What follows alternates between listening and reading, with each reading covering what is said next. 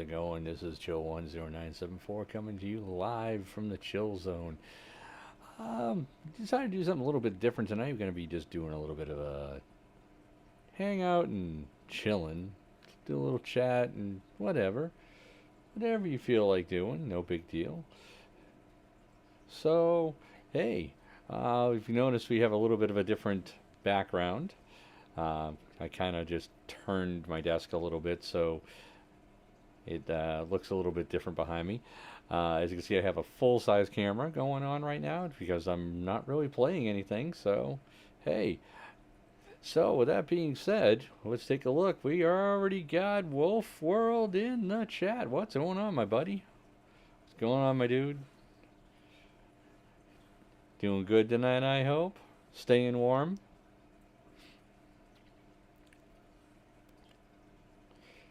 You know.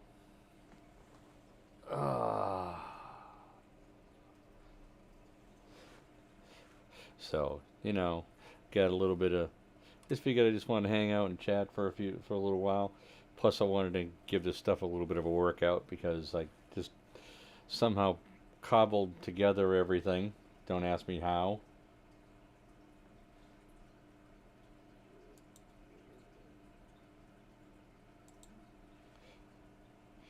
So, hopefully, it's looking good on your end. Sounds good too, because I want to make sure that mics are working and everything else.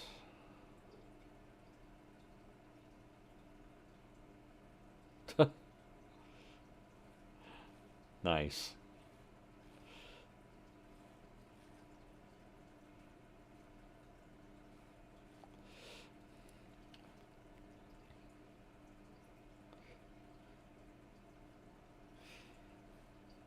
Hey, it happens.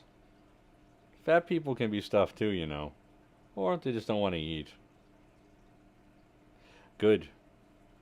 Good. That's makes some of you happy knowing that that's coming through. So, it's like, hey, what to talk about? What can we sit here and talk about? Oh, lots of different stuff.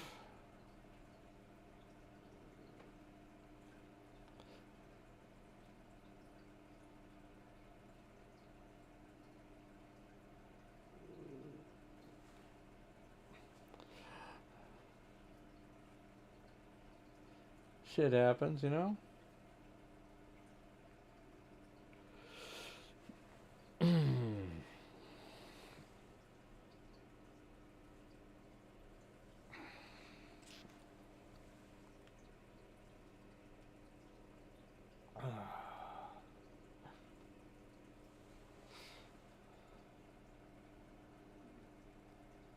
Oh, Operation 10 Go.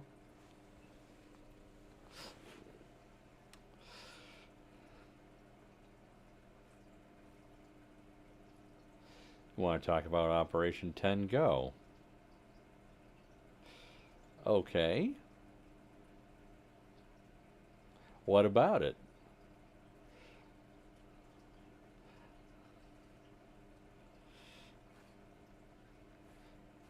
Oh, good. It does look good.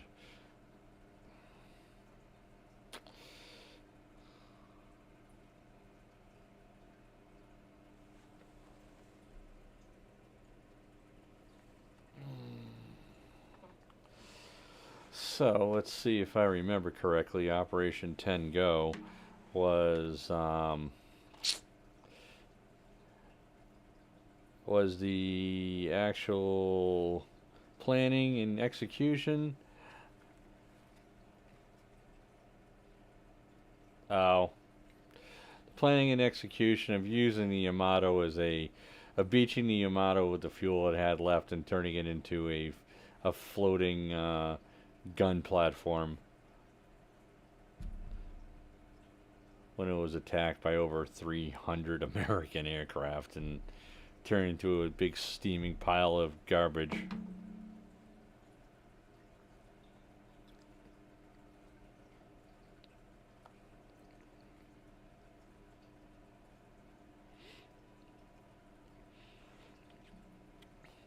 That was actually, if I remember correctly, that would have been the very last chance at the. Hey, Queen, what's going on? Good to see you. Good to see you in the chat. I was explaining to everybody. As you can see, it's a little bit of a different, look behind me. I kind of changed the orientation of my desk, so.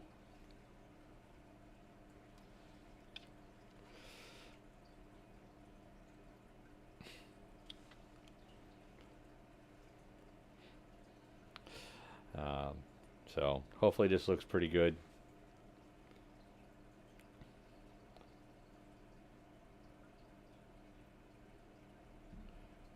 Happy Sunday. That's right.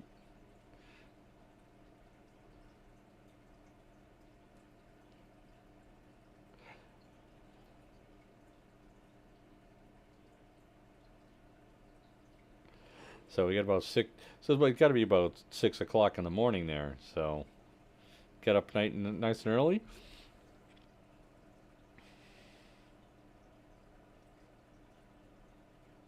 Oh, for you it's still Saturday, Wolf, because you're a few hours behind me.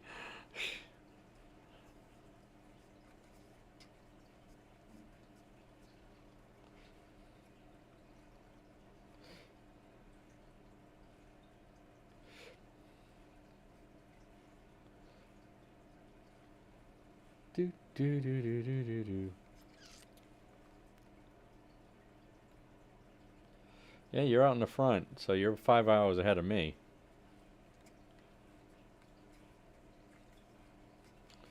And Wolf is a few hours behind me.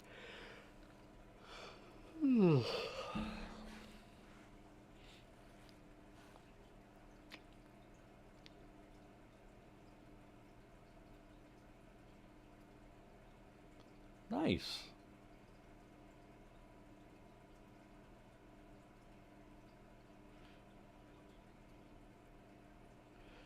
Mighty Machine, what's up, my dude?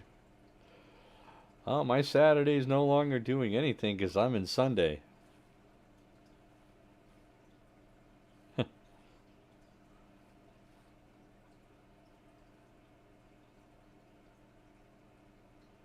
Wow, that's early for him.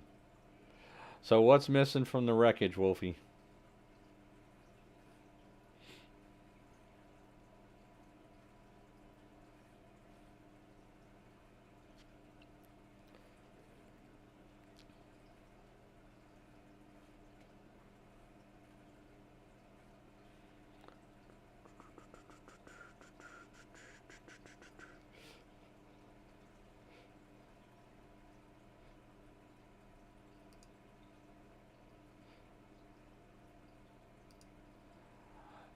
Hey, just think. I also have multiple camera angles too. Ready?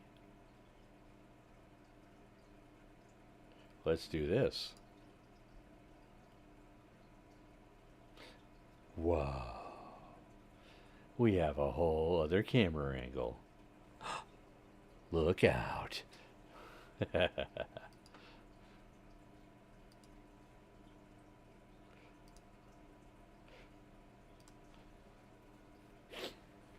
So yeah.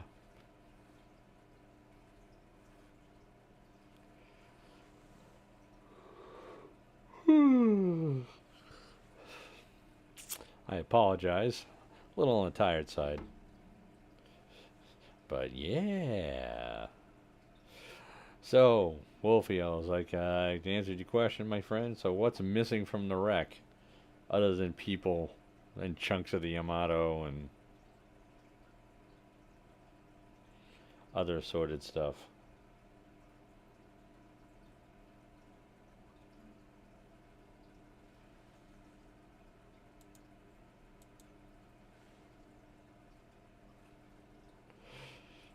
Ugh.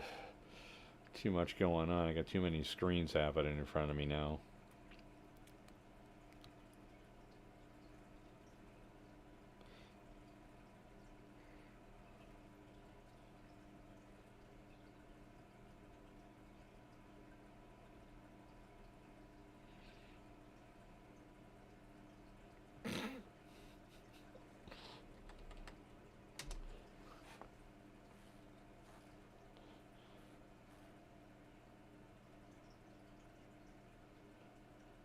Oops. It happens. Probably got blown out of hell. Some sort of ammunition from the magazine. Ah.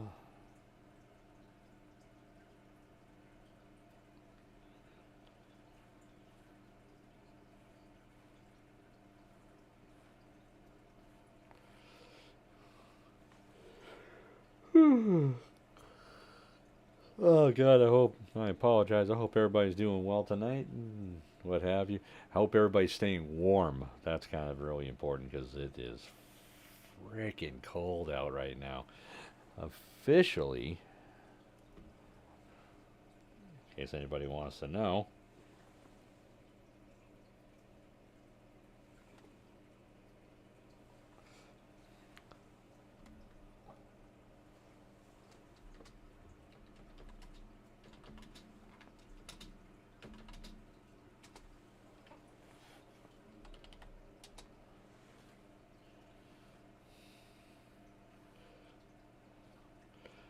Oh Lord. I just hope everybody's staying nice and warm. It's 16 degrees out here. Definitely a big turn. It's about 20. It's actually 22 degrees warmer right now.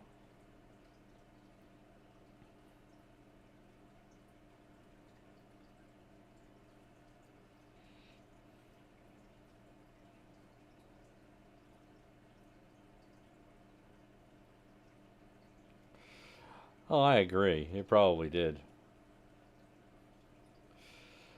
As agrees.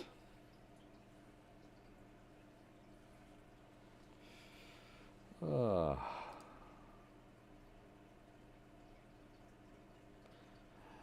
it's still too cold to snow here.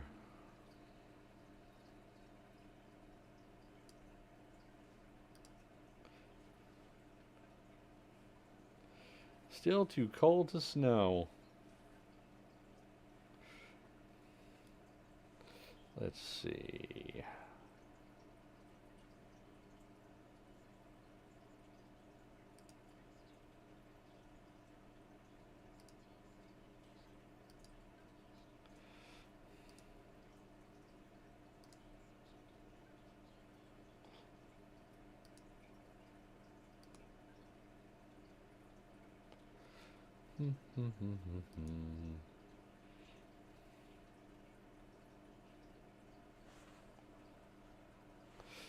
Beef and ease, they call it. Yep.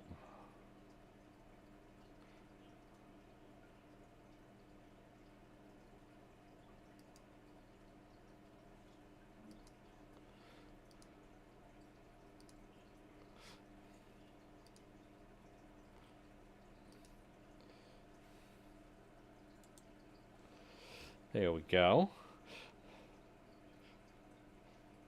Now hopefully the chat will start showing up on the thing. Let's make sure it works.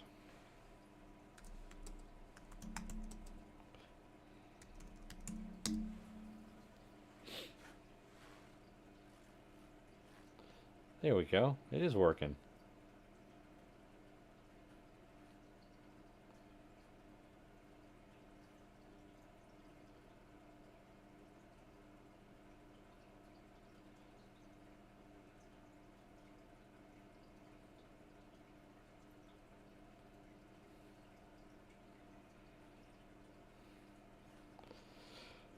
Oh.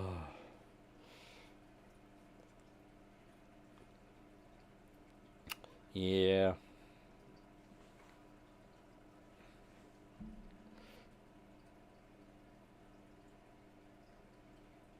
Oh, Queen. I'm sorry.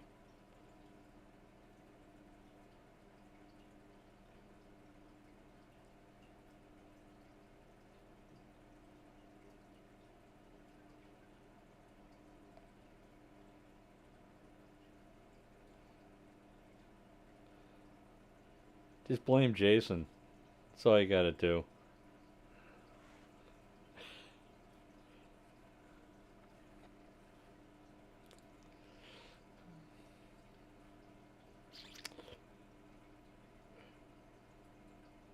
How about 40 pages, Wolf?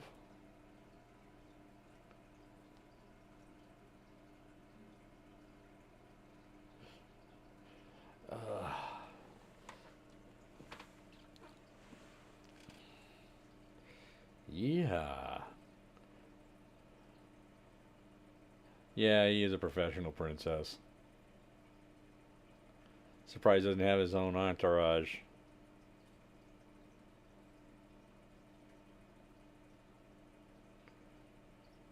What's the word count, Wolf?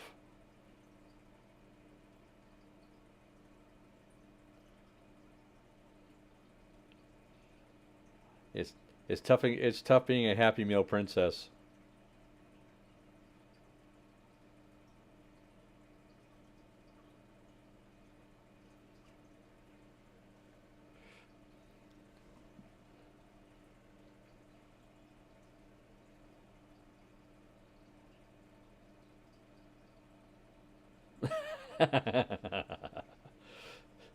You're gonna come out with some handbags, some type of shoe, and free Happy Meal with every purchase. That's good. 5,200, almost 5,300 words. Not bad, bro. Handbags.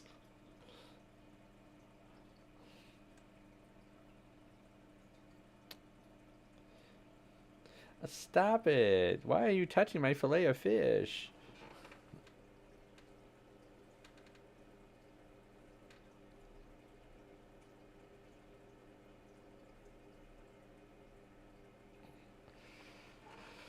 Oh. Or no bags.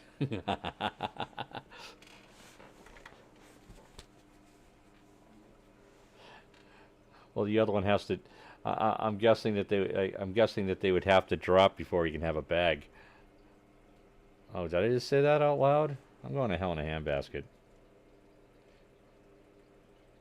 Betsy.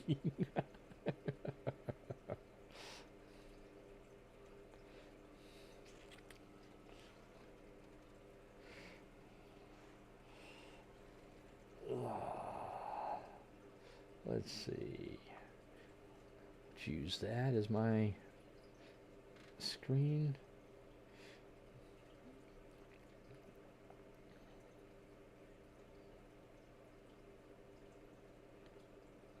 Screen.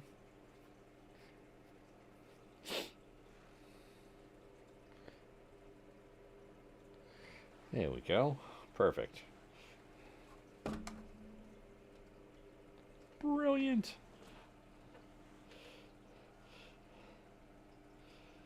Ah.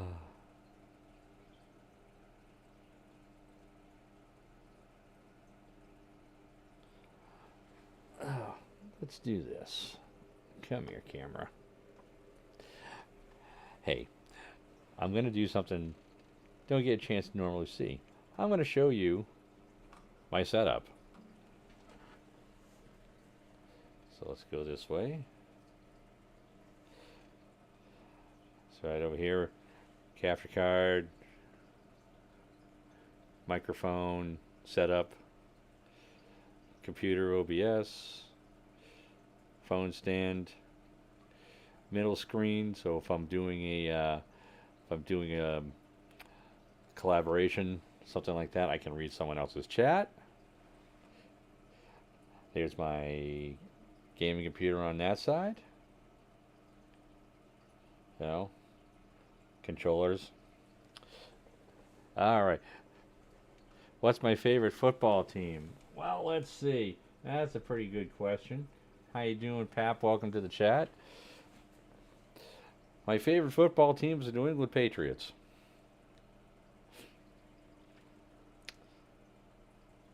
Been a Patriots fan for a very long time.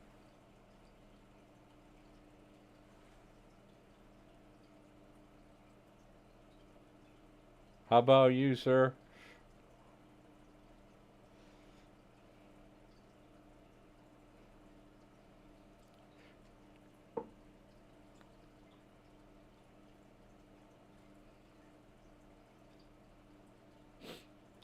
But yeah, so that's what my setup looks like. And actually, you couldn't even see the Vikings.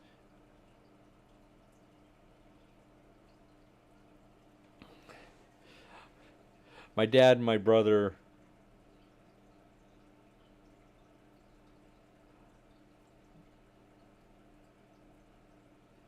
What I was gonna say, the my son, my dad and my brother, they're Vikings fans. I constantly give my brother crap every single time.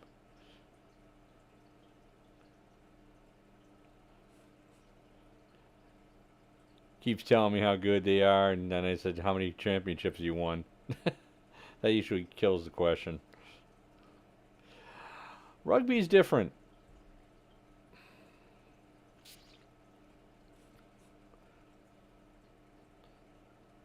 American football's a little different. Is definitely different than rugby.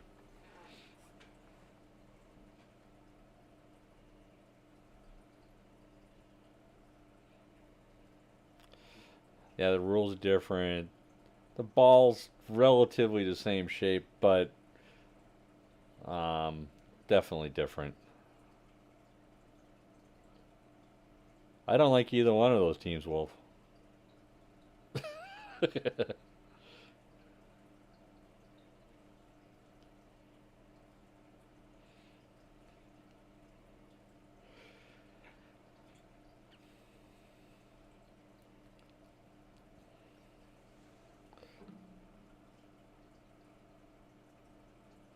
Yes, Ghost. It's relatively the same shape.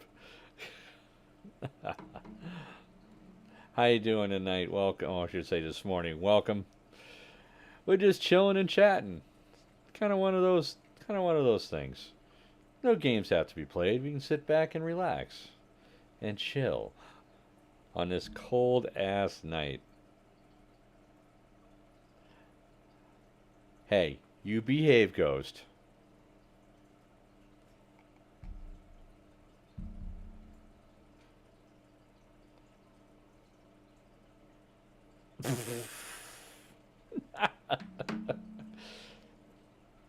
Damn queen. You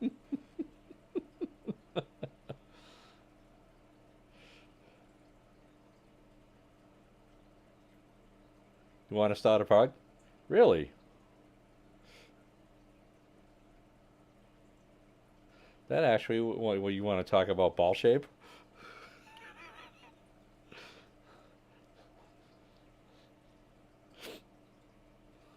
That'll be a really interesting type of podcast.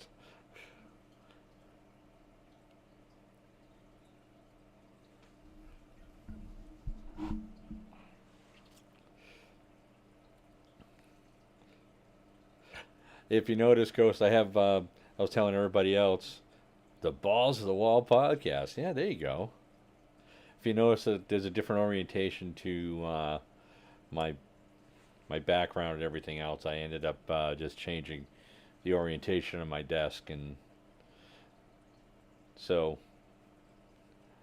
it's a little nicer background behind me.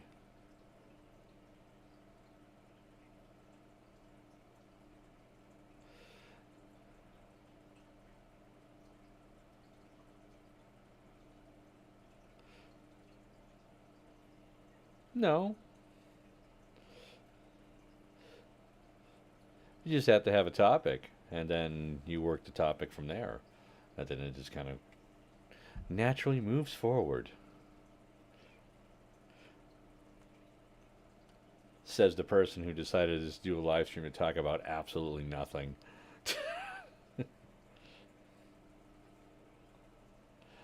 You know,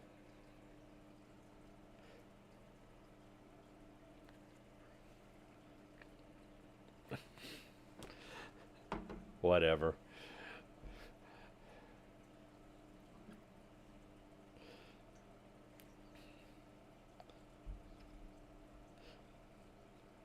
You know, but hey, everyone every once in a while, just kind of want to come in and just kind of, oh, thanks, Queen. I appreciate that.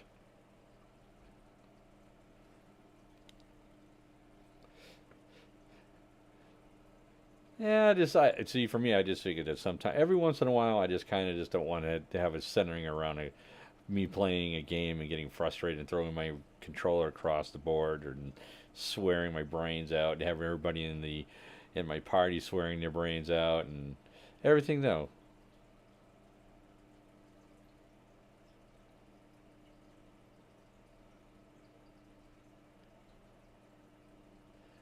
I do ramble a lot. Thank you very much, Wolf.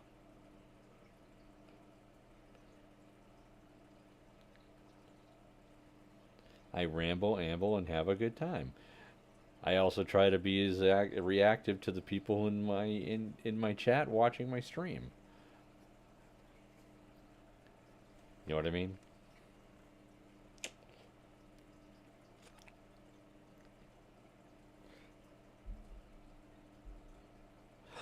Oh,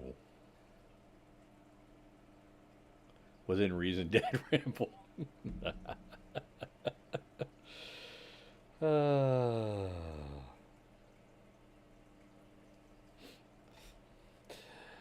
you know, some of the things I would probably sit there and I, I personally like to talk about. I mean, obviously, gameplay, and Ghost. If you're thinking about this, if you ever really wanted to do more to connect your clans, you could do a small podcast of sorts,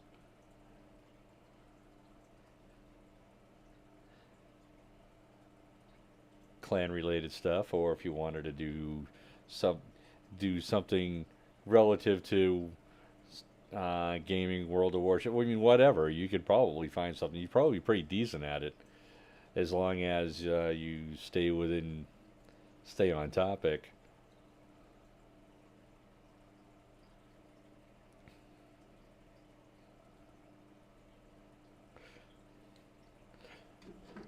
Me, I'm like the dog Doug. I could sit there and talk and just go squirrel, and then that'll be the end of it.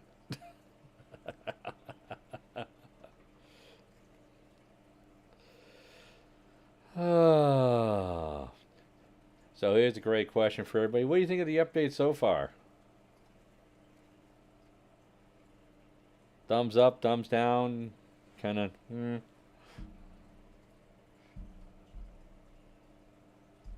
The goods, the bads. Issues are issues. Issues cause issues. Snitches get stitches.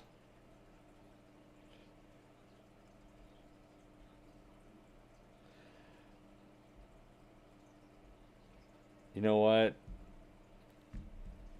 I agree. I'm just kind of nah.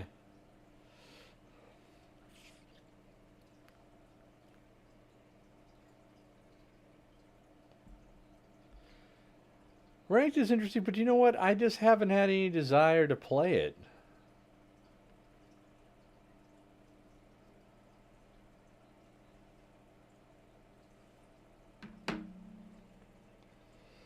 No, fair enough.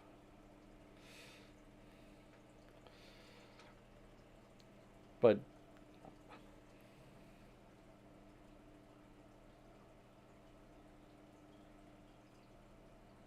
ooh.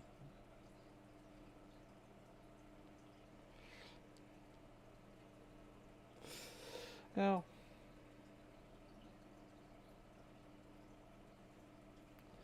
fair enough. I've played 2 games of ranked.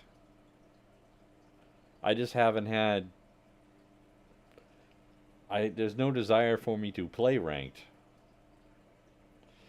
since I was able to obtain my goal of getting the Missouri. I really don't need the steel. I don't want the Murmansk.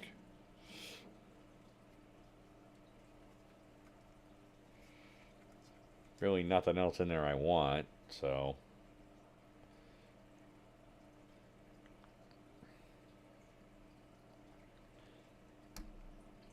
I don't know.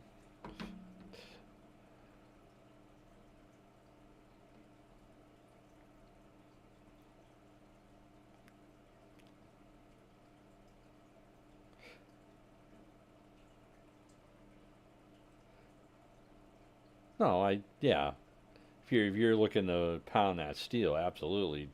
Ranked and brawl and arena are really good ways. Well, it's one of the very only ways you can really make steel other than dealing with the campaign. Well, hey, look, everybody's a little bit different. You know, honestly, this is probably it's been one frustration and one set of frustrations and annoyances and boring updates after another. And this is actually the first decent one they've had in a while, and it just for me, it's just kind of like whatever. Yeah, I'm interested.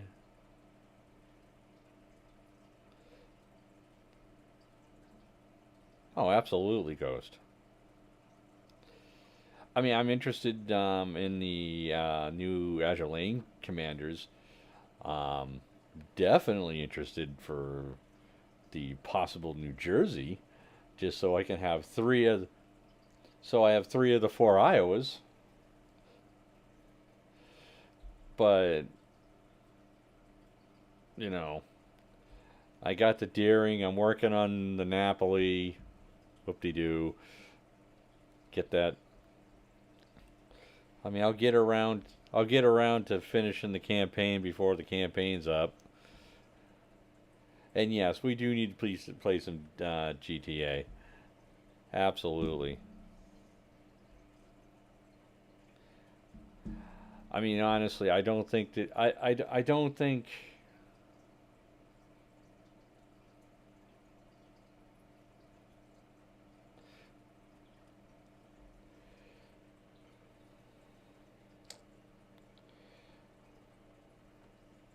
I will tell you this, Wolf, and I mean this and I mean this sincerely. You need to grind out some of the stuff because getting a lot of the ships and doing that type of stuff and being able to move through, yeah, it is part of the game and it actually can make it somewhat enjoyable because it gives you goals to obtain.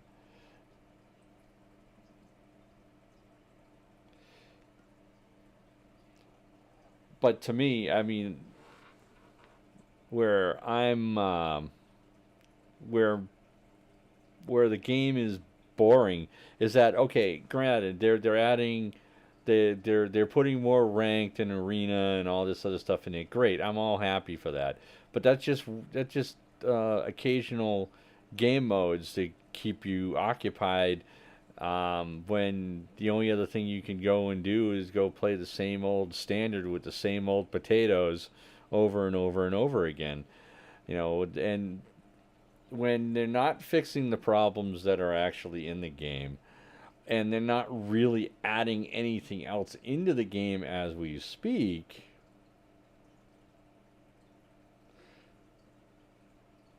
You know, if they added in missions, or they finally get off their collective money making asses and actually get training rooms in and things like that and get clans in and all this other stuff. Hey, and I think we can all agree, you know, that will make the game more competitive and it will make it better for the people who, play this game constantly. That's exactly what I'm saying. Yes, we were all potatoes at one point, but here's the point. But here's the difference. A lot of us have progressed away from potatoism. All right, and when we're sitting there looking at, if we're looking at the current current player base, and considering that there is a lack of interest on the people who make this game, I never called you a potato queen.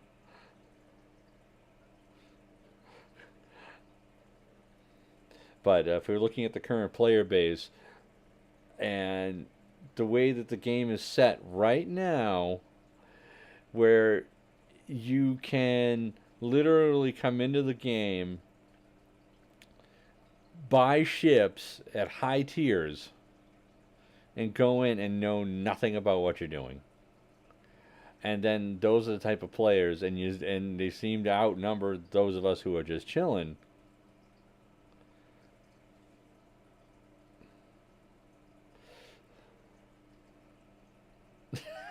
Queen. I mean, the responsibility. Look, a lot of the responsibility goes on the player to want to to go ahead and learn the game. But I also think there's a little bit of responsibility on the community, and the develop and the owners of the game to actually teach the game. You don't. They make it easy.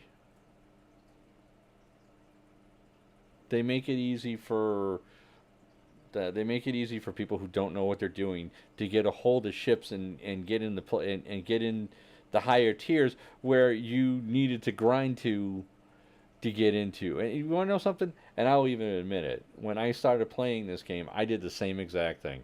I got a lot. I started going through the tech trees, but I ended up getting ships in high tiers. And you know what? I got my ass kicked. But then then I actually started learning how to play the game, and I'm a pretty decent player. I'm not great, you know. When was the last time I got dev struck? A few days ago.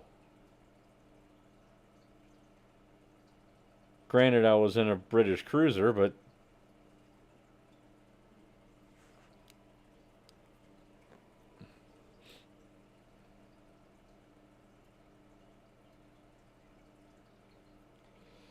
everybody can get dev struck at any point in time.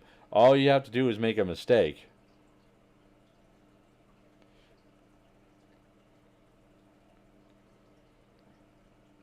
Yeah. All you got to do is be turned the wrong way. RNGesus hate you that moment. Whatever. You can get. I mean, how many times? Next thing you know, when you're getting dev struck, you're getting detonated, or something like that. It happens quite a bit. I mean, I don't even say it's not even it's not that uncommon. It's not an uncommon occurrence.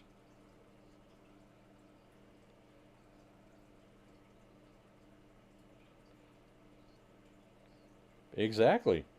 Headshot.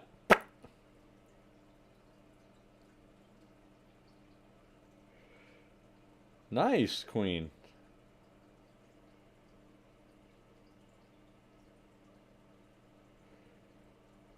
Well, there you go, Queenie. You go out there and you just go out there and just wreck some people, peel some potatoes.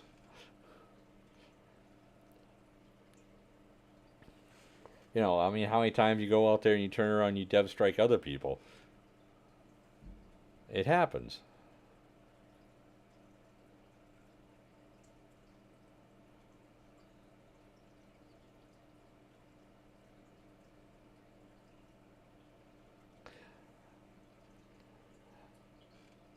But here's the thing, though. And I ask you, and then I'm gonna flip what you just said. Okay, so taking advantage of what people making mistakes, but here's the point: if you're an experienced player and you make a mistake, and another experienced player recognizes the mistake that's happening and blaps you into non-existence, you know what? That's a sign of a good player. That they saw that coming, they took that opening and they smacked you sideways.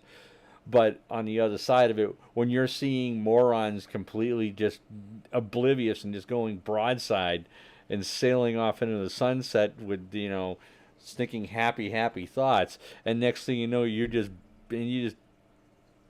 farming them for points. That's it. There's there's a difference there. What is that doing? Does that take a lot of skill for me to sit there and recognize that moron that's driving his broadside battleship and just completely oblivious to what's going on around him? Do you think does it take a lot of skill for me to sit there and line up my guns and then pop that dude? No, there's no skill involved. I mean, that guy's a potato, you know. And there's a lot more of them than there's a lot more experienced. There's a lot more potatoes than there are experienced players.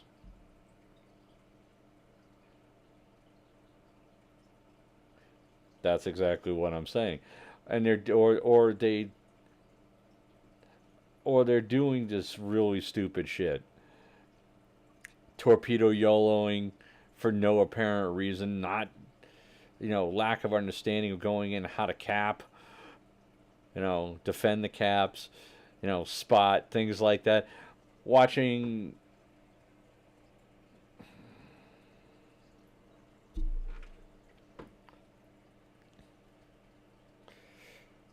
you know, understanding. I mean, let's put it this way: how much of the player base actually understands the how to use the how to use the uh, the armor feature in the game?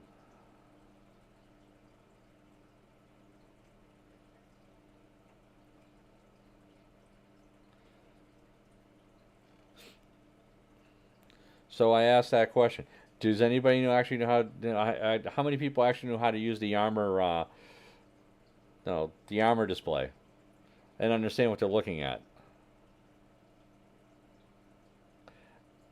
There you go.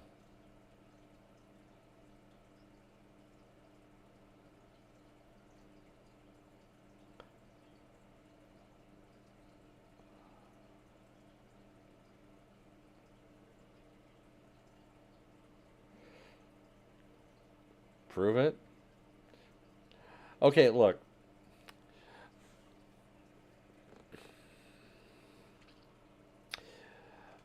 I think I can. I'm gonna answer. I'm gonna answer that right there. Okay, so you want me to prove it? Let's prove it. You tell me how many times, how many games you go into every single day, and how many times you see stupid potatoes doing stupid stuff, and how many times sometimes you see the same players over and over again, and they're still making the same mistakes over and over and over again. Okay, the difference between a mediocre player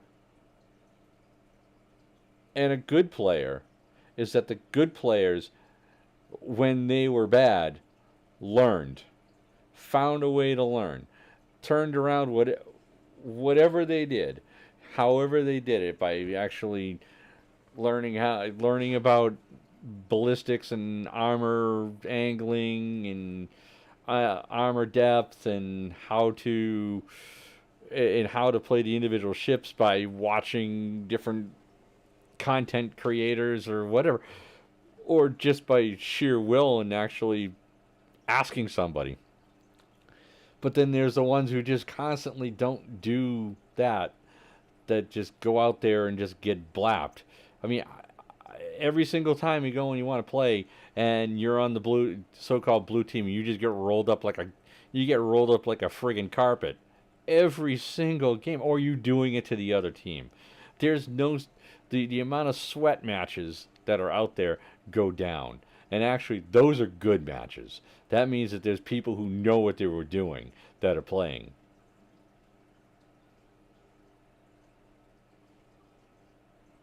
So what I'm trying to say is this.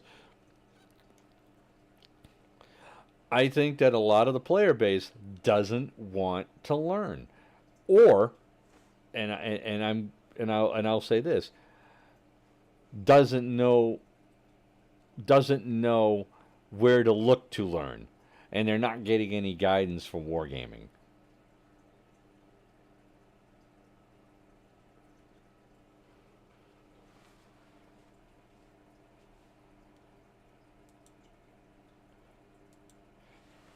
So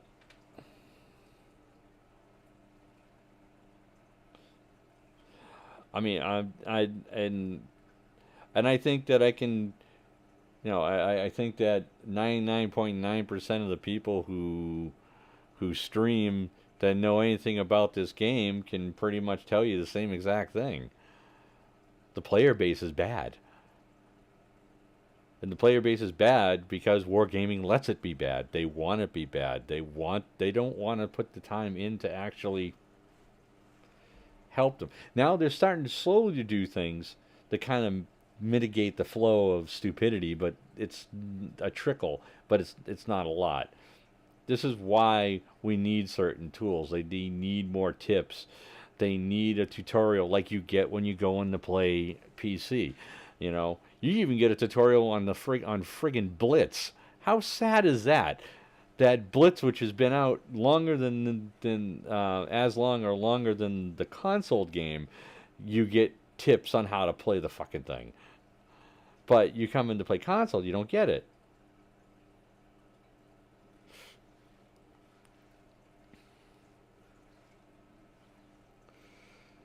So there's a lot of different stuff that goes along with it, and there's only so much that we can do.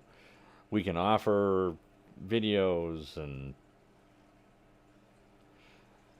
experience and knowledge and blah blah blah blah blah, but they still have to reach out and look for it. And as long as they give incentive, as long as incentive's been given to a lot of the players just to not to improve in the game, you know, to move higher in the game, all you have to do is just open up your wallet. You know, you whip this out, and then you whip this out, and then next thing you know, you're sitting there, sitting pretty, buying crates, buying premium ships, and yada yada yada. Next thing you know, hey, I'm in a tier 7 match. Ooh, I'm now in a tier 8 match. Ooh, I'm in legendary. You know, and you know what they're doing? They're getting croaked. Just saying. And I don't want to put anybody down.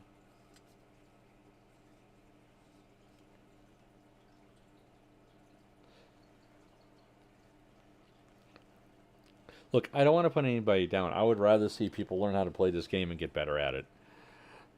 Because I think that having better competition out there will make us better players and make it more interesting for us to play.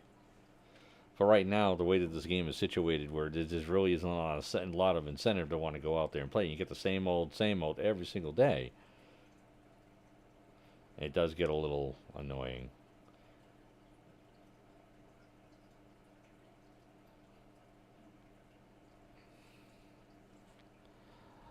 Well, then all I can say is we can agree to disagree.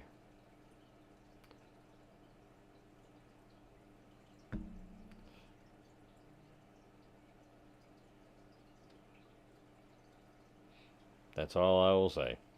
Agree to disagree.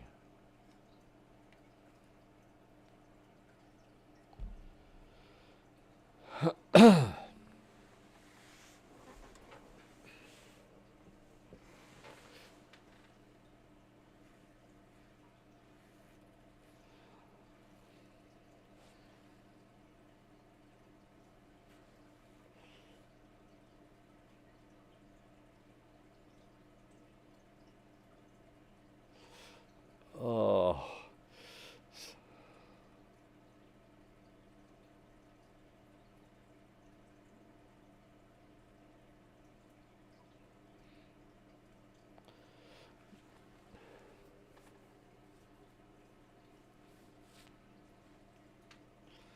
oh.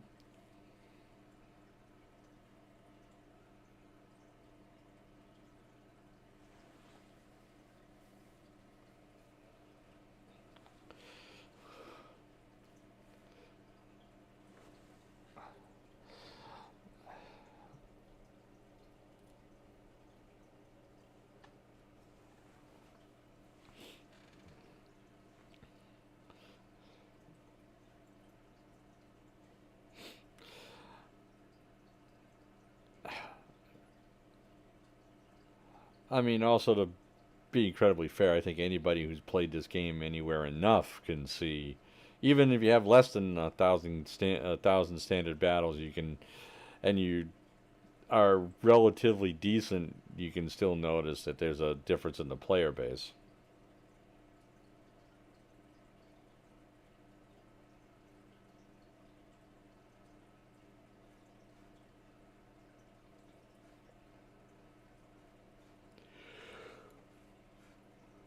Ooh.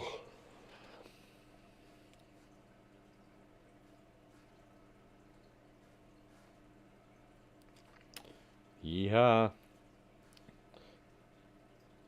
I think, like I said, I think that for the player base, I think we just need to change some stuff. I mean, obviously, some stuff will fall into place once some changes, if that they promised, come into play. I think we can agree on that.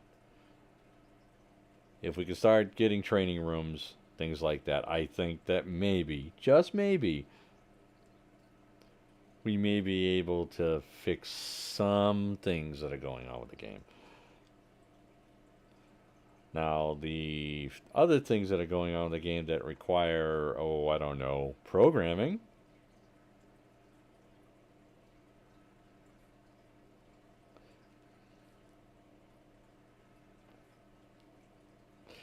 Hey, there are potatoes out there that get that achieve a pretty decent win rate because they just happen to ride the coattails of other people.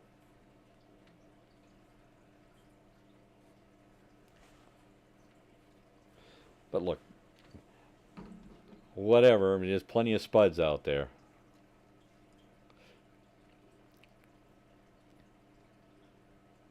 They get carried. That's what I'm saying. Yeah. You know, they can have friends that are really good and just go in and play games. They get the crap lapped all the time. They probably have a um their DTK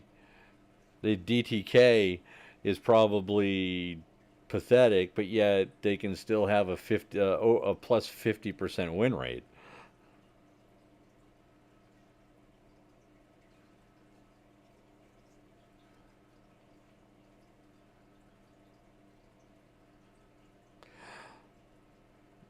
I can agree.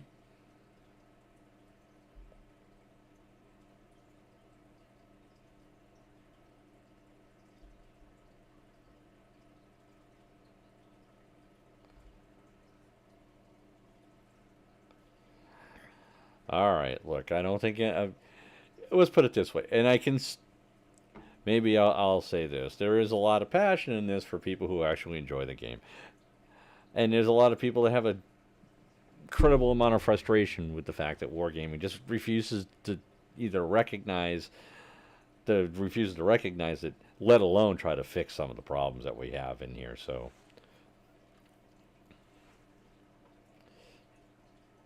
maybe we should just we direct our ire in the right direction. Maybe that might help.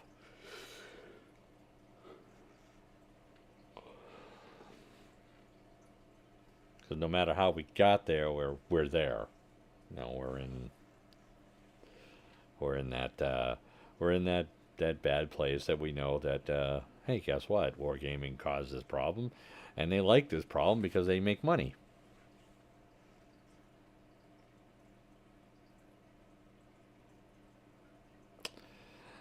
That is true. Hey, you can suck at tier 2, tier 3, tier 4, even tier 5. But once you get past tier 5, where you start getting more competitive, the ships start getting better. You start getting tier 6, tier 7, tier 8 and Legos.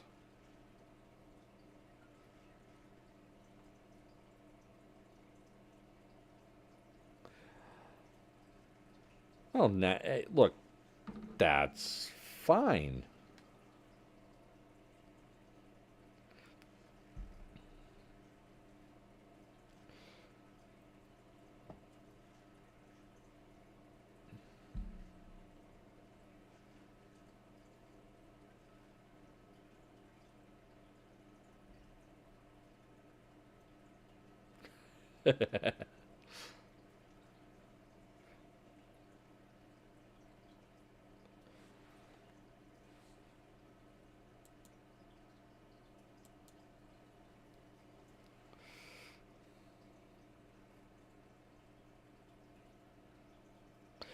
Yep, they want to make money.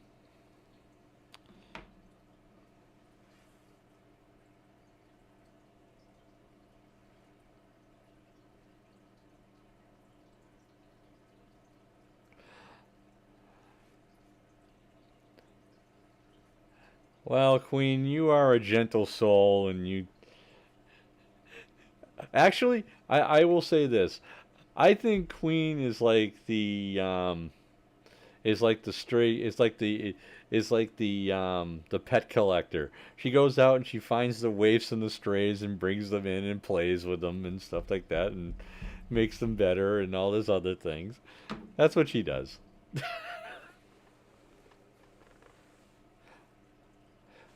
Look, okay, that is true, but here's the thing though.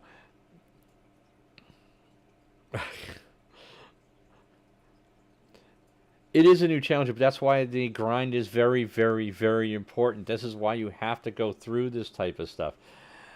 This is this is why that when they act, I was relatively happy when they put the requirement in when you're doing when you're doing your you know when you're doing the when you doing the research on your ships and stuff, like guess what, and you have to have certain ships at certain tiers that you have to grind to go and get to actually get those things actually makes things better.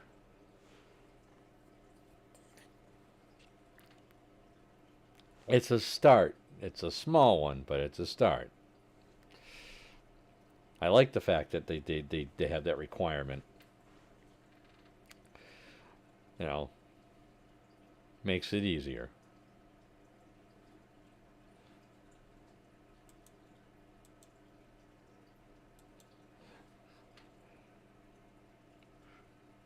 But this is why you need to grind through the grind through the ships, the grind through the tiers, because if you don't do that, you're not learning. Even if you let's put it this way, if you turn around and you started just grinding the cruisers, you still have to grind through all the tiers to get through the cruisers. You learn how to play the cruiser.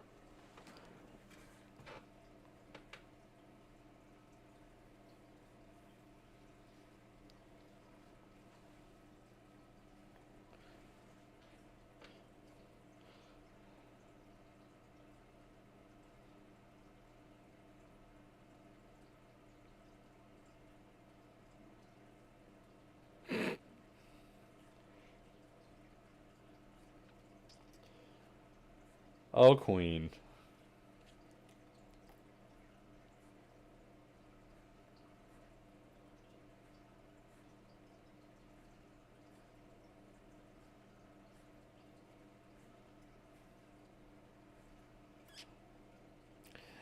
Unky Brad. What's up, dude?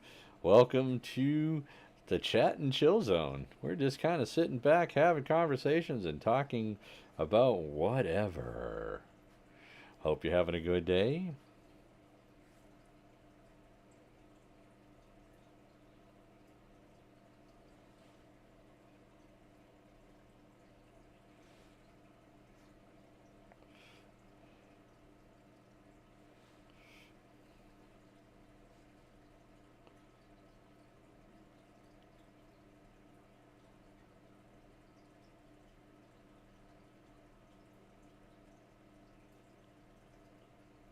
All right.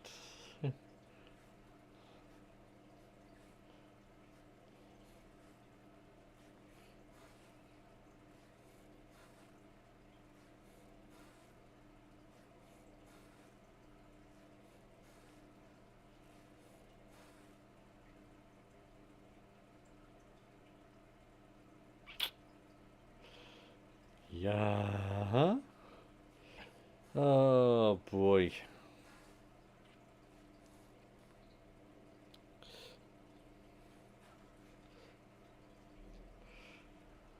Yepers.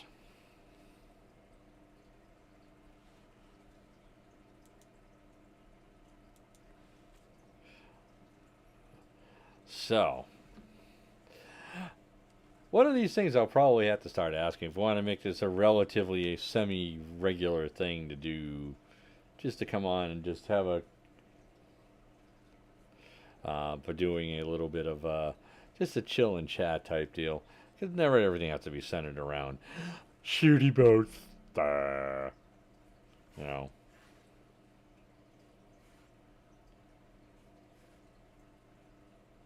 Thank you very much,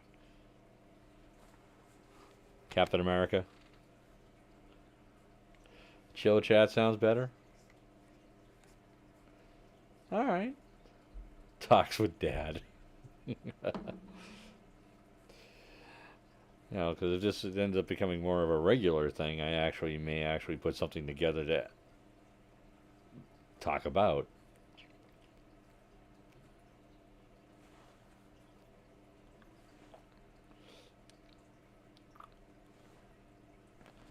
I'm always down for stuff like that.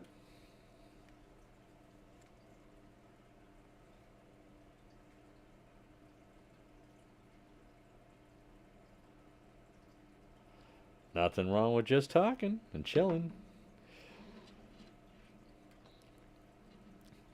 And just pick a, if we can pick the topics and just go for it.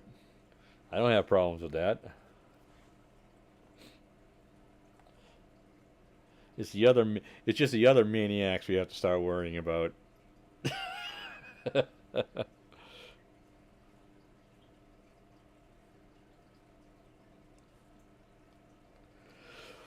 I'm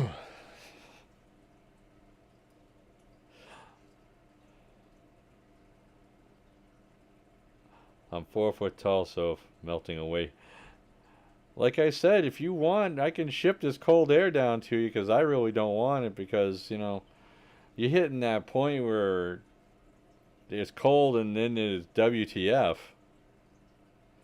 It could be all over the place. There's nothing wrong with that. If you want to do more of a free fall or freestyle type thing, and even better, as long as you keep Exerflex out of it, you'll be fine.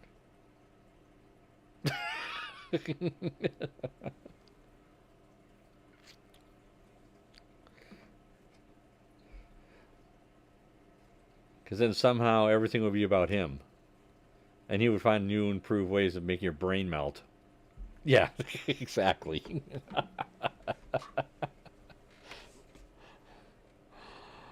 Oh no, there's no poor X. He brings it upon himself badly.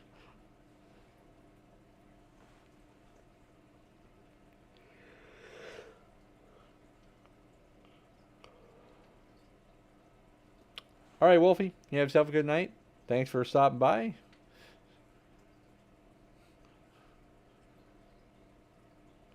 Yeah, he does deserve everything.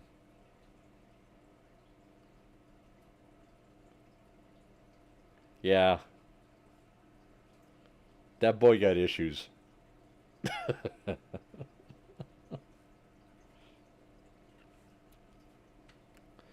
Something's definitely not right in the brain pan for him.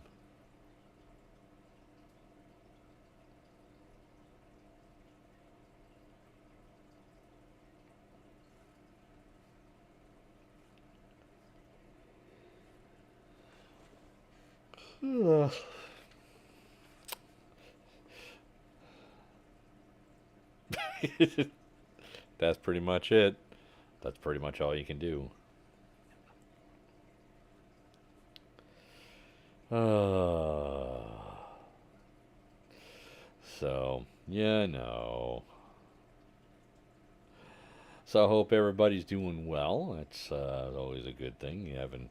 I never. I came on here just to kind of chill and whatever, and didn't think I was gonna actually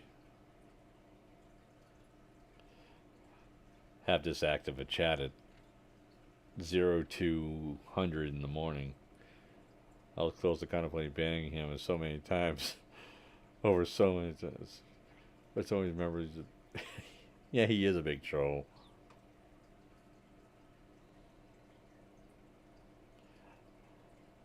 Oh, Unky Brad.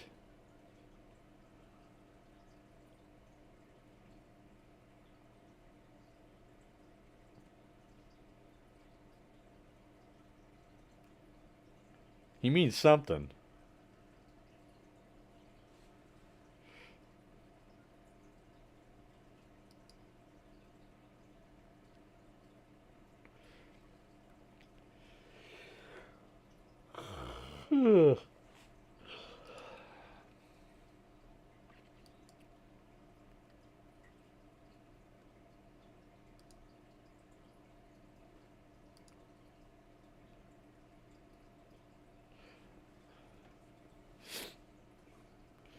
Yada da who.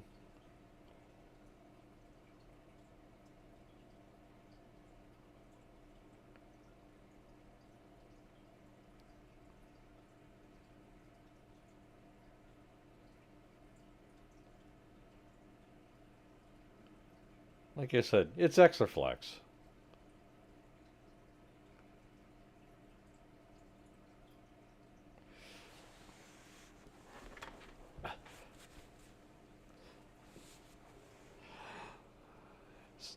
You see, I don't know what's more interesting, the fact that Exaflex, no, that Exaflex is Exaflex, but on the other side, Exaflex is ahead of one of your task forces. Yikes. Where's Junior? House is quiet. He's asleep. It's 2 a.m.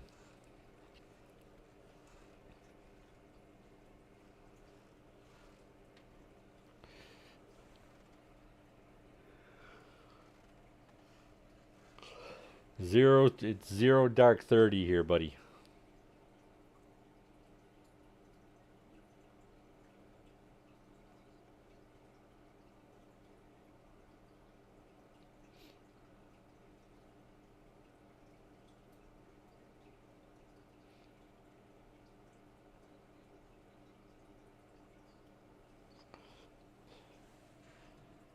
See right there.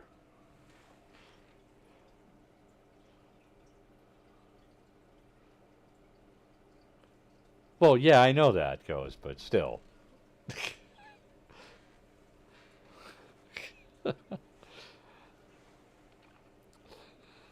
I think it's just amazing he's actually ahead of a task force, but, you know. Yeah, I know.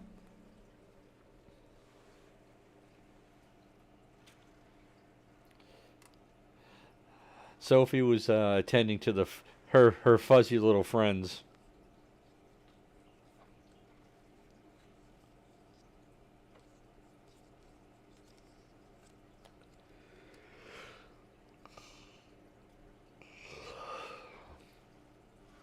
I know.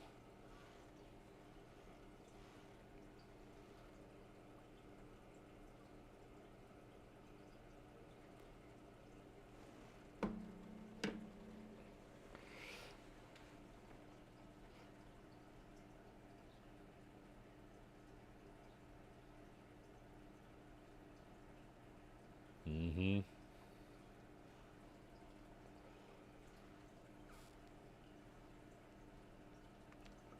But let's see, what else can we talk about at almost 2:15 in the morning?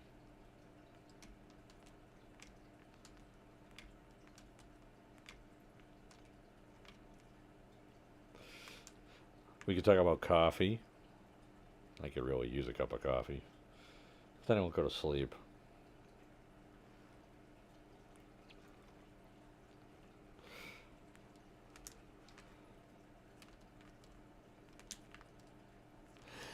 So, what's everybody's favorite color? Yeah.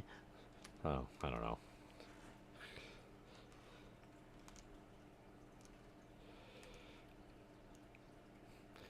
Here's an interesting topic.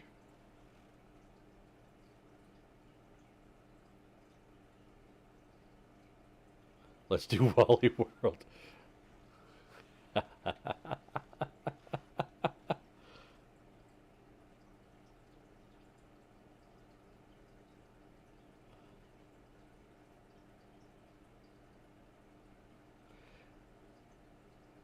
Yeah, diazepam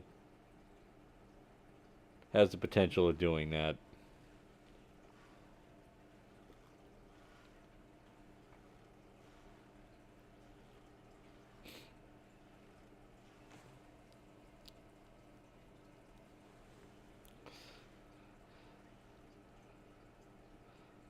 Gabapentin, diazepam, yeah.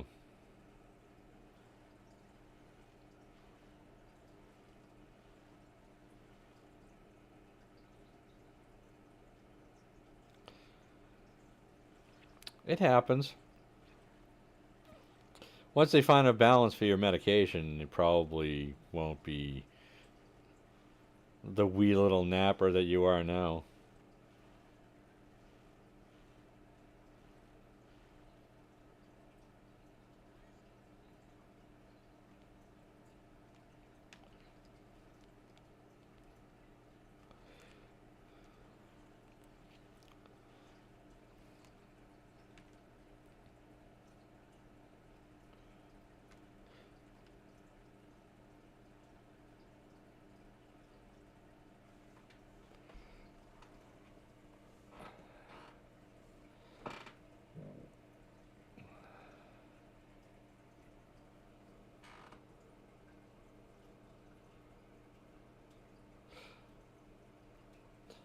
That's a very interesting thing that you said, Ghost.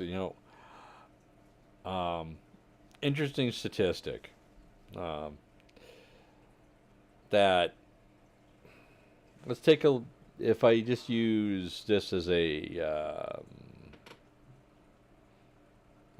a thing that psych patients who are on psych med, some sort of psych med, regardless for whatever reason, that psychs actually have a larger percentage of alcohol and drug addiction than the normal population. Here's the reason why. That the actual medications they use to treat things like manic depression, schizophrenia, schizoaffective disease, or disorder, those types of things are actually sometimes can be worse than actually the other drugs that they're taking.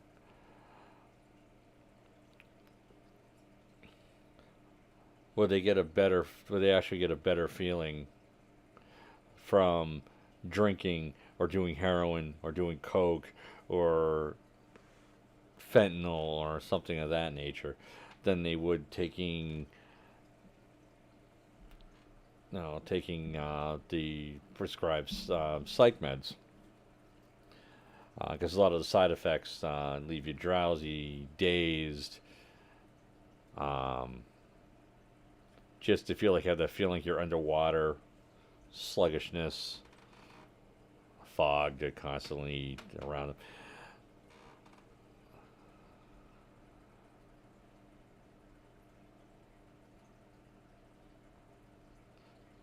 So it's a very interesting type of thing because we always find a lot of those. We always find a lot of psych patients that are into always end up going into rehab for addiction.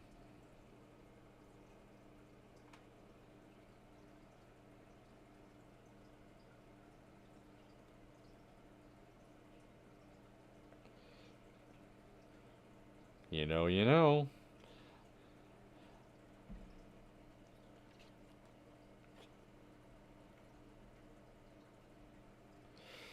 But hey,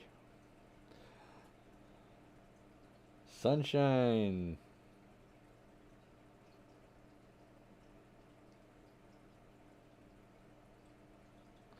It is. And so many people have different. There's so many different paths to get to the same place with that. I mean, um,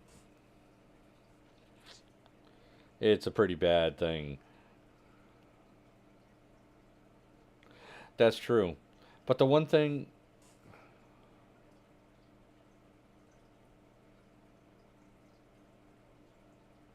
they do cause a lot of things.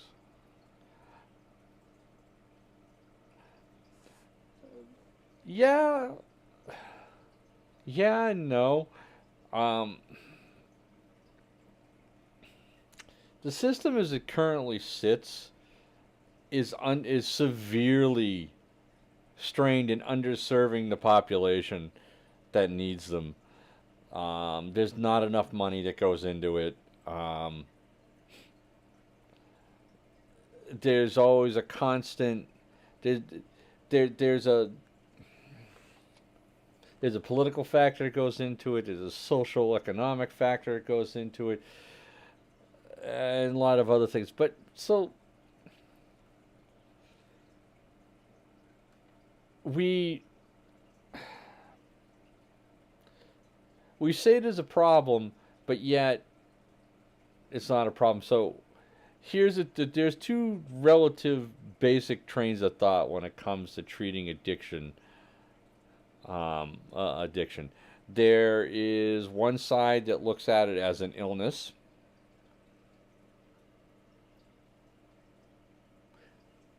See, they're caught in the perpetual cycle problem. There's one side that says it's an illness, and there's one side that said it's a crime.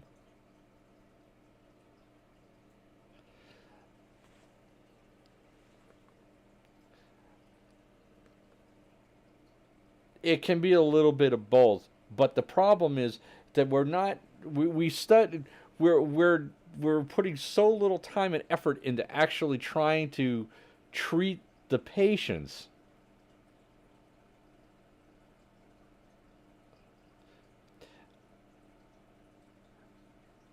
Ghost, you know, yes, a lot of it has to be a lot of it does come down to the person having and wanting to change, but it also has to be that the support system for a lot of these people aren't really there.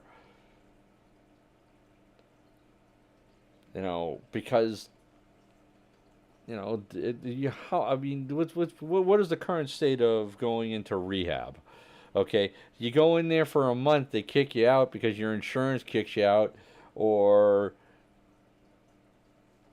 no, or something like that, and say, hey, you're great, and you do okay, and there's very short term support, and then all of a sudden, boom, there's a problem. Because there's also another issue because there's not enough psych support on the other end of it to help with the mental addiction that goes along with the physical addiction. They're treating the physical addiction. They're not treating the mental part of it.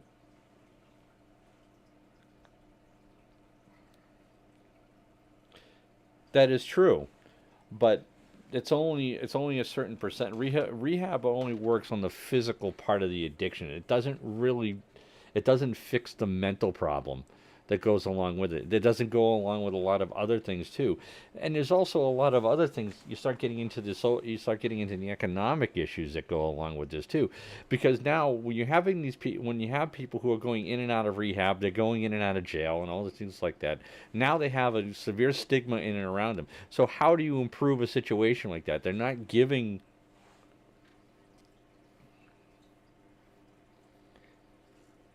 Yeah. There's a lot of things that go into this, but it still comes down to the willingness of the person to want to do it. You can give everybody, you can give everybody the tools that they need to try to succeed, but if they don't actually do it,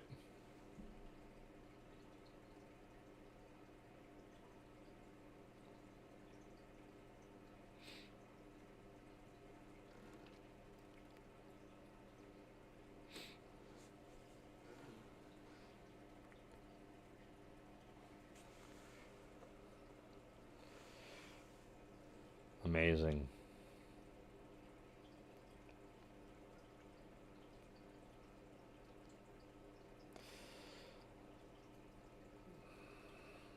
It's just an amazing. No matter how much I see that, it always amazes me because a lot of it's the same story, just different places.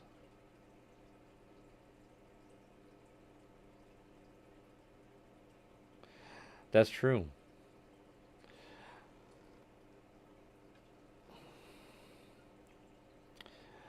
I mean, I'm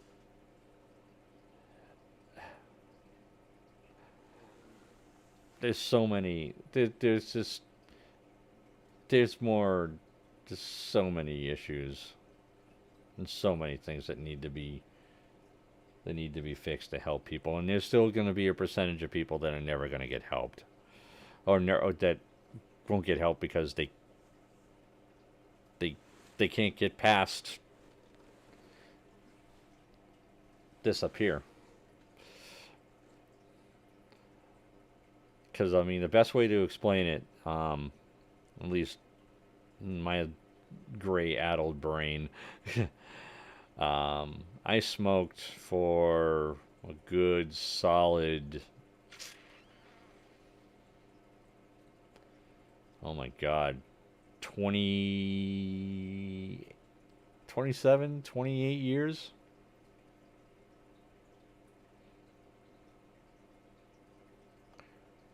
Yeah, you never stop doing that, regardless.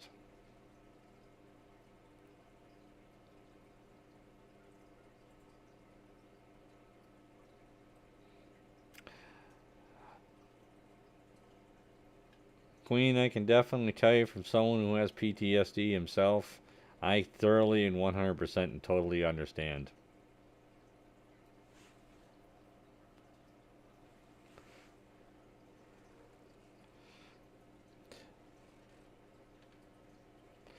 No, but like I can use this as a.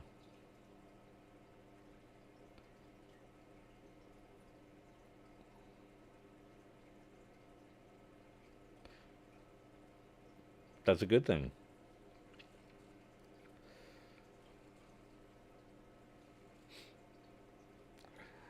No, but one of the things I'll say is like so I smoked for 28, almost 29 years. Um, I can tell you something. It's like it's a microcosm of addiction when you think about it, because here's the cycle: you can't live without having a butt. You do more and more to maintain that level that you need to. You spend more and more of your money to make sure that you continue to feed that particular addiction and things like that. And I quit multiple times, over and over and over and over again, and I always relapse back in. Why? Because I get interesting little statistic here. It's like, do you know that your body? Hey, Azuma, welcome, buddy. So think of it this way: when you stop smoking, your body within 72 hours actually loses the physical addiction. And on the other side of it, what makes you relapse is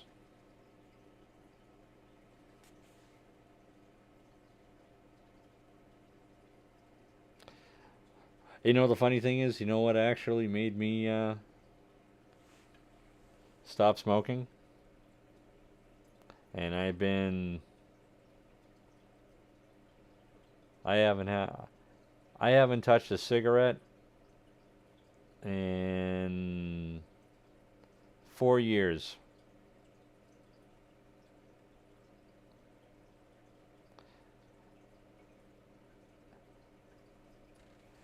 And I'll show you this.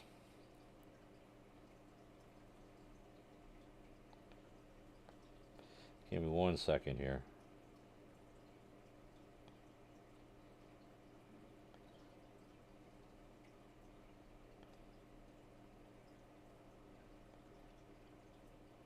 I want to show you guys something.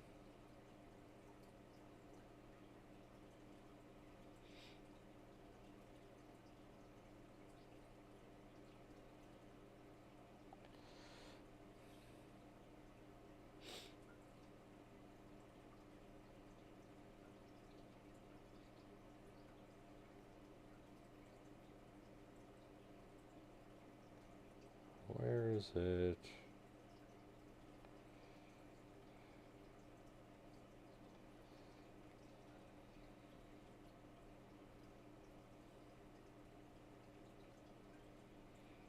Give me 1 second, guys.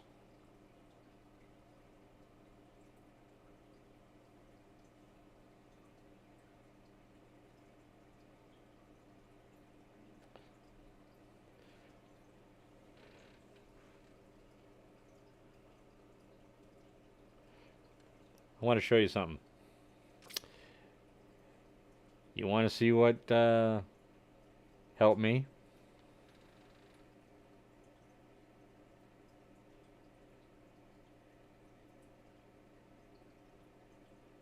That right there.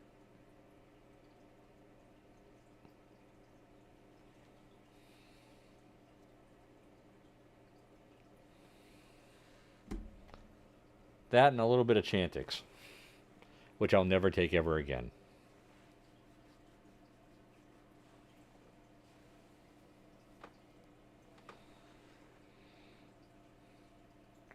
Yep, that's my kid. That was the day. That right there. Now, my son is adopted. Um, that was the day after he was born, and that was the day we met him. Um, it was an interesting story. My wife and I, were previous to that for trying for over almost 3 years to try to adopt a child. Um, it's a long process. It's very expensive. It's very difficult to navigate and stuff like that. But we changed agencies after our social worker retired, and we ended up going with this place in Newton, Massachusetts called Adoptions with Love. Um, Nancy, who's the head person who facilitates a lot of this stuff, she not the warmest person in the world, but let's put it this way: they're not there for the touchy feely stuff. They put us through a lot of the classes and stuff like that to learn just some general basics on how to take care of a kid, and which is an amazing thing coming from two medical professionals. Because my wife's a nurse and I'm an EMT. Being able to take care of people is what we do.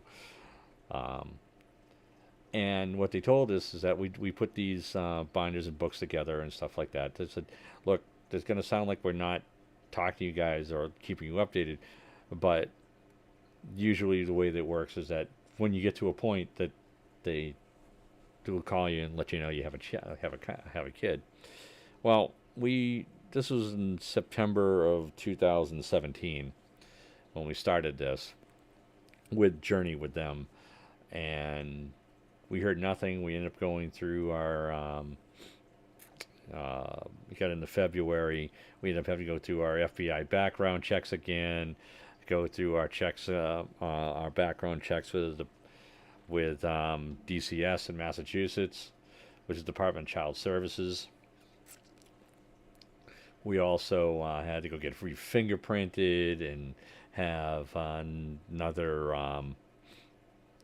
have all these things done. It's a very weird situation. And then we were getting into March. My wife was getting very depressed with the fact that there was nothing, and we weren't going to renew our home study in August when we got there. So she wanted to end it all, end the whole process with going after a child. And we get into March of 2018, which was a very interesting thing. I was actually out with a back injury, and I was actually walking in on the 14th of March. I was walking around 1 o'clock in the afternoon. I was walking into a doctor's appointment for my back, and my phone rang, and it was my wife, and she goes, "You're not going to believe this." Said, you said you remember Nancy? You go, "Yeah, I remember Nancy." And she said, "Yeah, she just called," and I said, "Yeah, what'd she want?" Just kind of figuring she was just maybe checking up on us or something like that. She said, "Oh, I hope you don't think that we forgot about you. Oh, by the way, we have a child for you." So in the space of a 5-minute conversation, and went from whatever to being a dad. And yeah, I know. And my wife's like, "Oh, I don't know, should we go out there? So what do we got to do?" And I just kind of said, call her back, see what she wants us to do and everything else. And I got home, and we ended up, found out it was actually kind of funny because, oh yeah, the child is at the he's at the Berkshire Medical Center. She's out in Pittsfield. I go, yeah, Berkshire Medical Center, and she goes, I don't know what hospital. I said, no, it's a Berkshire Medical Center. Um, so that night we had to go running off to Walmart to go get diapers, bottles, some clothes, and a whole lot of other stuff that we needed. We already had some stuff already, and the next day, so the next morning, the 15th, we got in the car and we drove out to Pittsfield, Massachusetts. Uh, Pittsfield, Massachusetts is basically on the other side of it's on the other side of the Commonwealth. It's about 170 something miles to the west of where we are. So it took about 2.5 hours, 3 hours to drive out there. We got there, literally walked upstairs. We went into the special care nursery, and the nurse says, "By the way, here's your little nugget," and whatever. And they brought us one of the room, and where my wife snapped that picture of me holding my son for the first time. Oh, no, no, not at all. The mother, from what we understand, she was a recovering heroin addict. She was on Suboxone, so she was recovering from that. She already had two other children. This child, she knew that she couldn't take care of. Um, by the way, the mother was clean for about 3 years.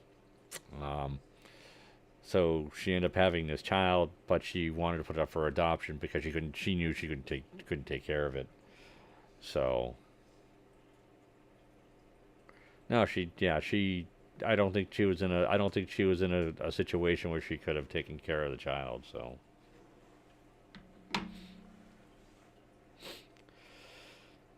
and that's how we were picked by the birth mother. Yeah, we were actually she picked us. She picked us. So the long story short on this is like he was born on the 14th. We met him on the 15th, and we took him home on the 16th.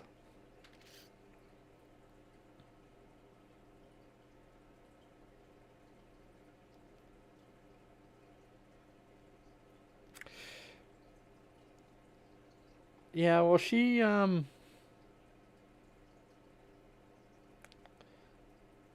know, uh, she cleaned herself up and everything else, and I don't know the background of how this all happened with our child, but I agree that regardless of who would have you know gotten him, you know, God bless the fact that we were able to get him. But the fact that she did the right thing, and there's a lot of courage and a lot of love that goes along with that decision that they made. We just happen to be the beneficiary of that particular decision, and I can't say that I've been overjoyed. I mean, my son right now is going to be 5 at this March, so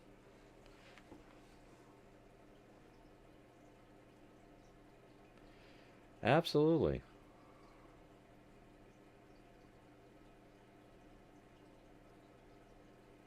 absolutely making the right choice. I will say this. I mean, it takes it is a very difficult thing. Yeah,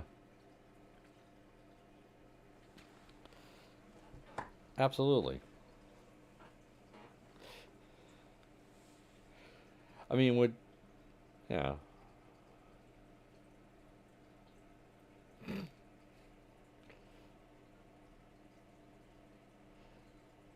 it's family doesn't abandon family shouldn't abandon family. So the fact that your grandparents stepped up to take care of you and your siblings is outstanding. So that's a good thing. It gives you stability and what have you. Um, it's very important. And you're still young, so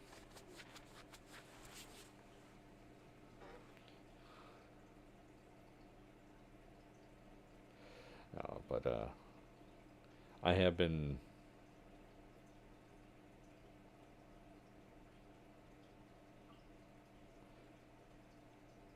like I said, family is family. They're gonna do stuff like that.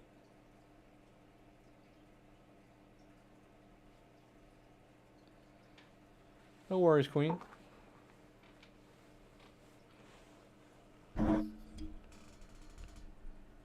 Anytime, girl.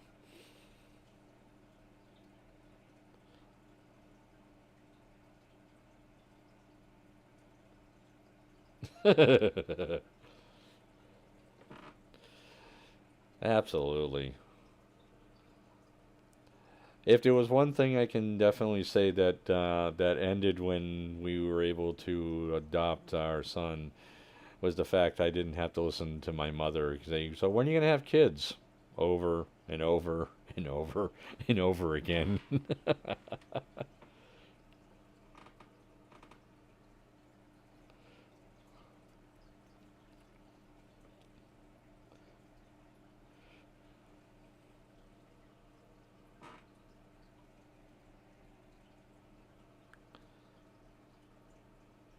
But yeah,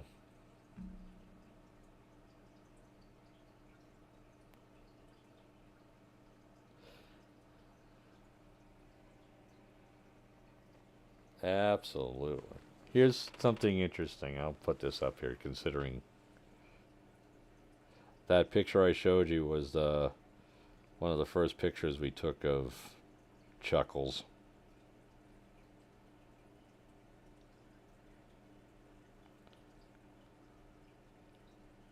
This is him now.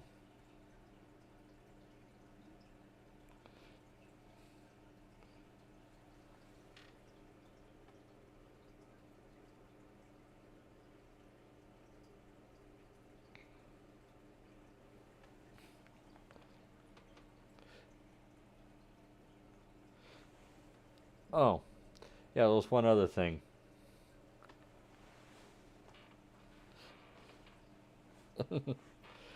One other thing. What actually made it what was very interesting about our process. Um,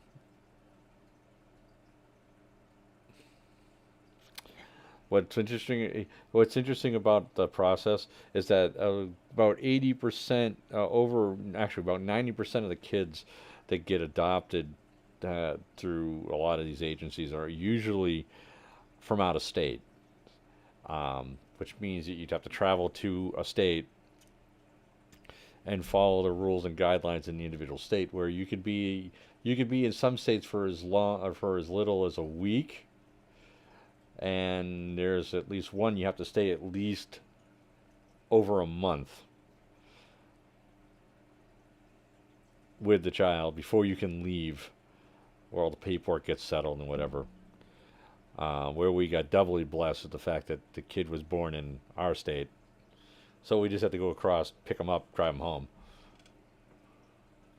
Made the legal process a lot easier too.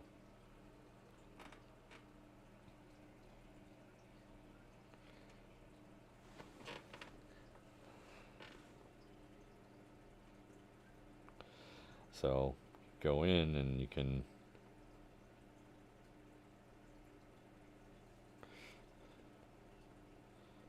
Let's see, where is it?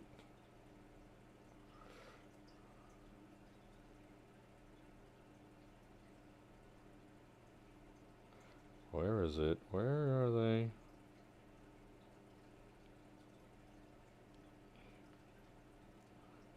Do do do do do do do do do. La la la la la. This is 1 year birthday.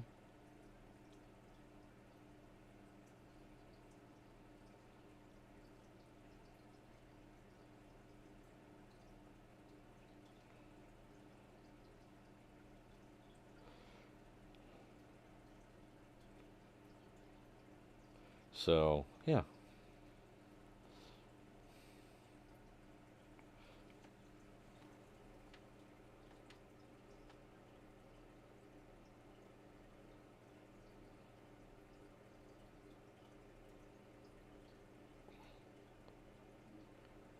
See that picture right there?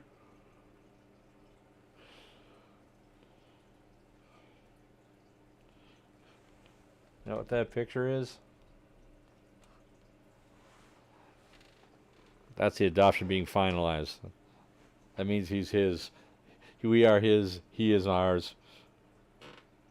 Have no sleep schedule, and I'm proud. With staying awake during the day like most human beings would be nice, but yes, I miss stuff like this.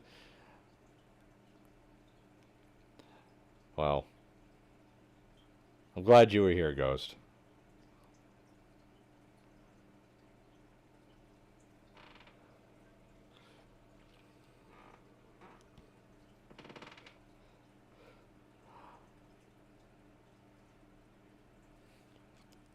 But well,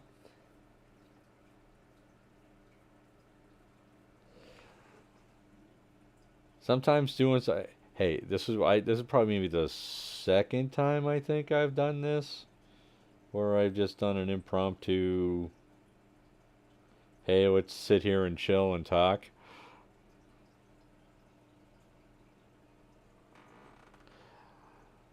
I kind of like this format because it's easygoing.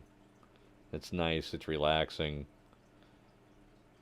and yeah, you can actually have decent conversations with people, and you get to learn a little bit about everyone around you and all the different circumstances, all the different nuances that make up a person.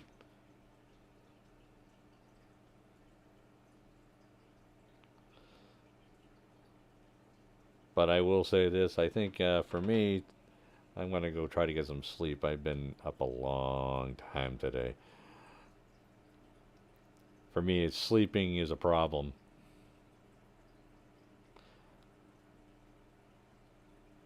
Oh, absolutely. Absolutely.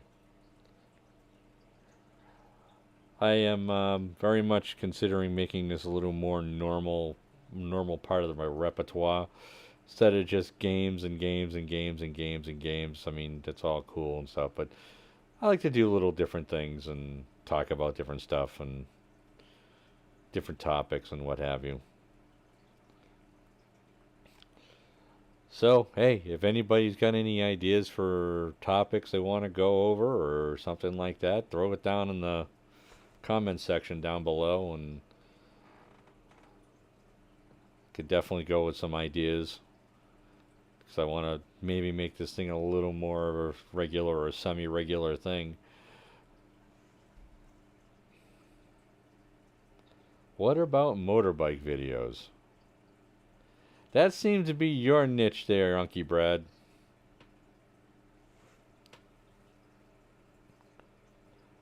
The best motorbike videos I could probably do is probably pull up some stuff from Fail Army.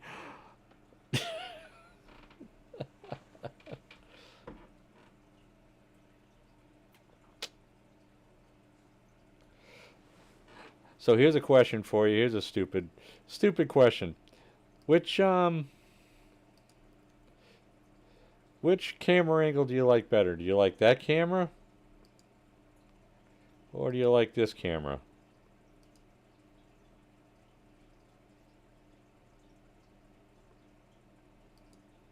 Oops. You like that camera?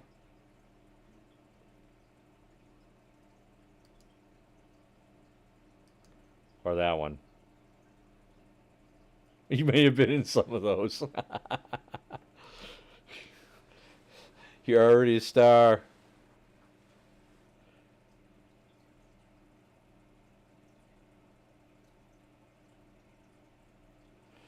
Yeah, I know.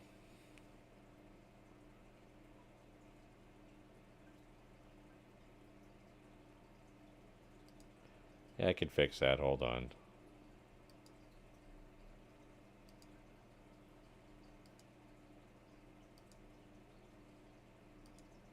There we go. Hey, anytime there, Ghost. Be more than happy to do it. And so you have yourself on the good night. You have yourself a good night, bud.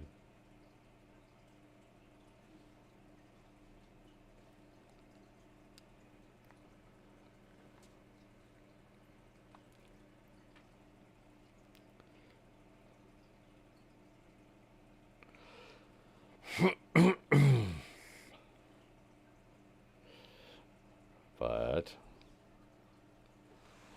with that being said, ladies and gentlemen, it's about that time.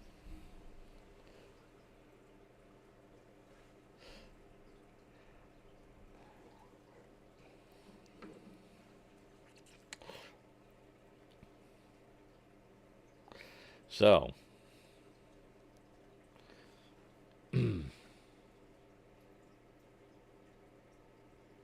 thanks, brother. Appreciate it. Very much appreciate it. You have yourself a good night, bro.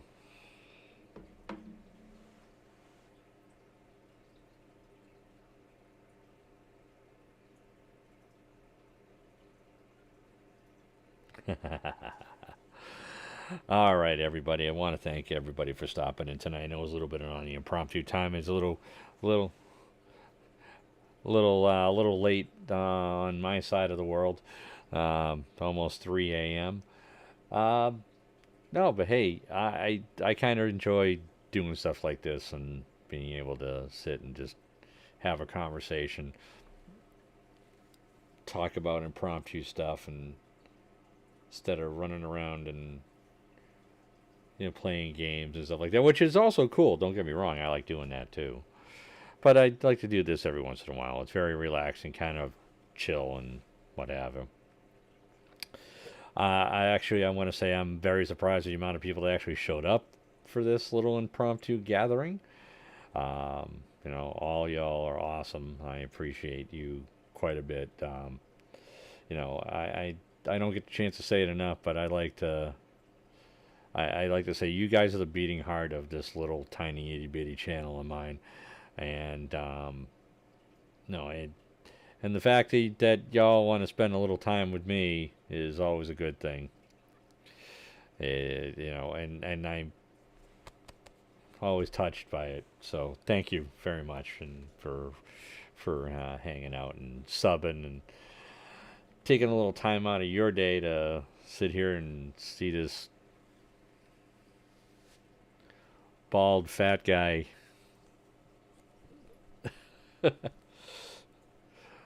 uh,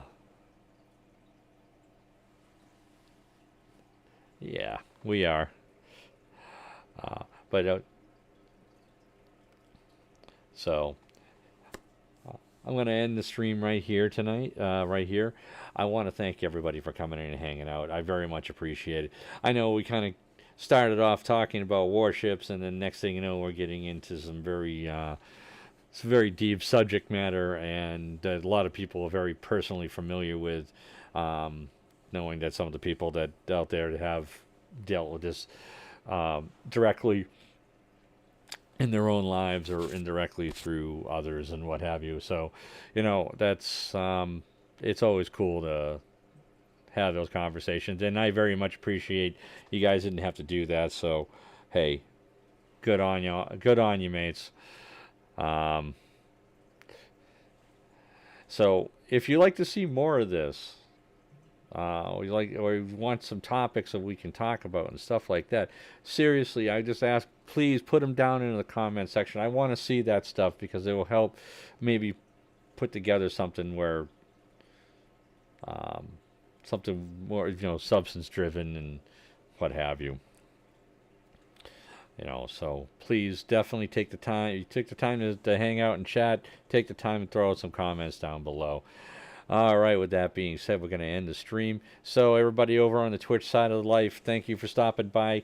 If you haven't done so, make sure you hit that follow button, hit that notification bell so you know when the Chill Zone is going to be coming on. And for those of you on YouTube, I want to thank you all for hanging out today. Hit, smash, beat,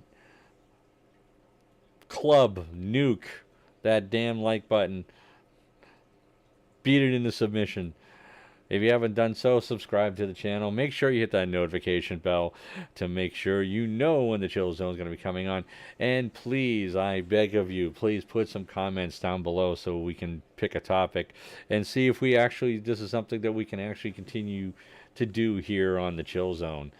And I want to thank all my friends over on Facebook. I know that you keep looking in that corner, you see that there's no viewers on Facebook. But that ticker doesn't work, and I don't know why. But I do know I have some people who follow that over there. So everybody, I want to thank everybody for hanging out tonight. I very much appreciate it. Hey, and always, remember, be good to each other out there. And for those of you living in the United States, especially in this really, really cold weather, please stay warm and stay very safe. So I want to thank everybody for hanging out here in the Chill Zone. Peace.